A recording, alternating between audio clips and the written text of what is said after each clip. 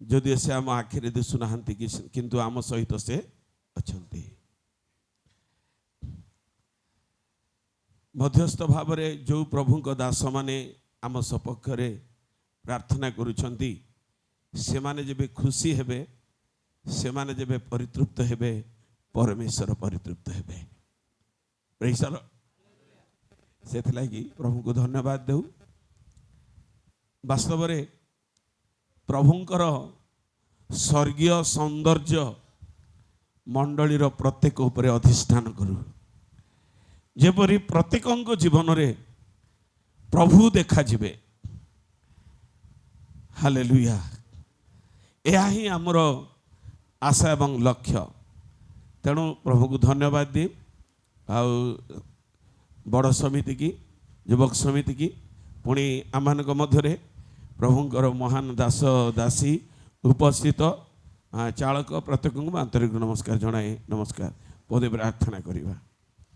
स्वर्गस्थ पिता तुमको धन्यवाद देउछु। समिति जो समस्त आयोजन करिछंदी ए अधिवेशन विशेष करी समिति के आशीर्वाद कर एत द्वारा तुम्हें गौरवान्वित हुआ। तुम वाक्य दे बोधे कथा को जीशु नाम रे मागुछु आमेन। आमने आज अनेक वर्ष हैला केबे माँ प्रचार करिछंदी कि नाई परा हैं आज्ञा सेटा भूल करुछंती आणुछंती नेउछंती किंतु आज समिति चिंता कले मते कहले आज्ञा माँ को टिके कहवा कहवा हेले तेणु तांको शुणवा मु गोटे पद पढ़ी। Praise the Lord. गीत संहिता 42 पर्वर तार 1 एवं 2 पद 42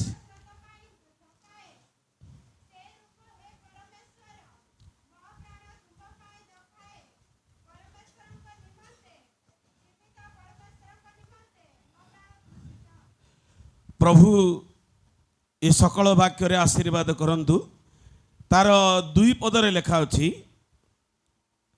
परमेश्वर निमंते जीवित परमेश्वर निमंते मोर प्राण तृषित। कौन पाई तृषित तार 2 लेखा अछि मु केबे आसी परमेश्वर छामुरे उपस्थित हेबी। एटा किए एटा होछि अवश्य से कुरोह संतान मान लेखा अच्छी किंतु विशेष करी बड़ बड़ प्रभुंकर दास मान भितर गोटे तृषा लेखा अच्छी जीवित परमेश्वर निमंते मो प्राण कौन तृषित तृषित। से उदाहरण देले हरिणी जेपरी जल स्रोत पाए धकाए से परी मोर प्राण परमेश्वर पाए धकाए। जदियो राजा दाऊद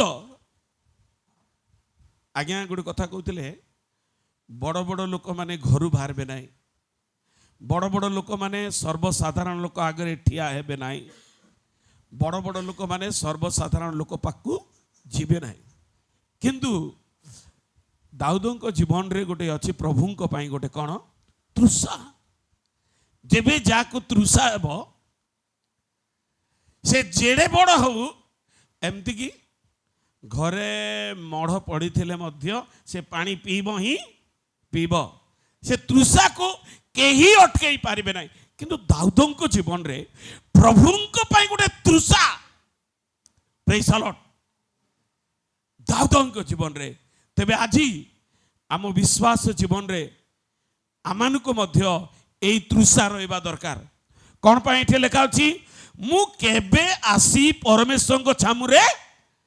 अनेक जगह रे अनेक लोक माने गिरजा चली पिंडारे बसी को जाका बुलुथिबे किंतु दाऊद कहले परमेश्वरंक पाई जदि आमे प्रभुंक पाई तृषित प्रभुंक सेवा पाई प्रभुंक गृह पाई आमे तृषित हेबा दरकार जदि आमे प्रभुंक पाई तृषा बोली भाबुछु ताइले आमे सेवा उपासना प्रभुंक पाई आमे कोन हेबा दरकार तृषा हेबा दरकार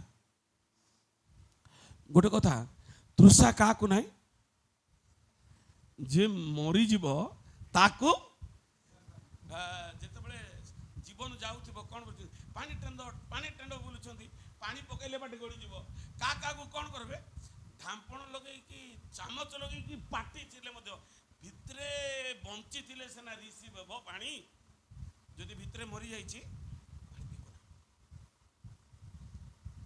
तबे आमे मरबा ख्रिस्टियन हेबा नाही आमे जीवन थिबा ख्रिस्टियन हेबा जदि जीवन अछि हमटरे आमे प्रभुंक पई कोन हेबा तृषा हेबा तृषा प्रेज द लॉर्ड हालेलुया प्रभु आम समस्त को आशीर्वाद करंतु आमे माँ ठारू वाक्य शुणिबा आसंतु मो पदे प्रार्थना करिवि स्वर्गस्थ पिता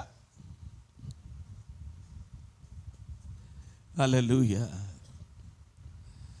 हरिणी जेमिति जलधारा पाई हुए आकुल हालेलुया हरिणी जेमिति जलधारा पाई हुए आकुल प्रभु सेमिति मो प्राण तुम पाई व्याकुल प्रभु सेमिति मो प्राण तुम पाई व्याकुल हरिणी जेमिति जलधारा पाई हुए आकुल हरिणी जेमिति जलधारा पाई हुए आकुल प्रभु जदिओ दाऊद महाराजा मात्र तांको भीतर की गोटे हृदय थिला कि क्षुधा थिला कि तृषा थिला प्रभु प्रार्थना करूछु तुमे अम्मानकु मध्य सेही क्षुधा सेही तृषा दियो जेपरि आमे तुम पाई हरिणीर न्याय आगेइबाकु पारिबु दौड़ी आसीबाकु पारिबु सेवा उपासना प्रतिटी विषय आमे जेपरि गोटे क्षुधा तृषा जीवन रे बंचिथिबा लोक परि तुम पाई आगको बढ़ी दौड़ीबाकु पारिबु एपरि तुमे अनुग्रह कर दाऊदंग जीवन रे जो तृषा थिला आम जीवन रे मध्य सेही तृषा देई तुमे गौरव पूजा प्रशंसा पाओ बोली प्रभु जीसुଙ୍କ नाम रे मागिली पिता आमेन थैंक यू।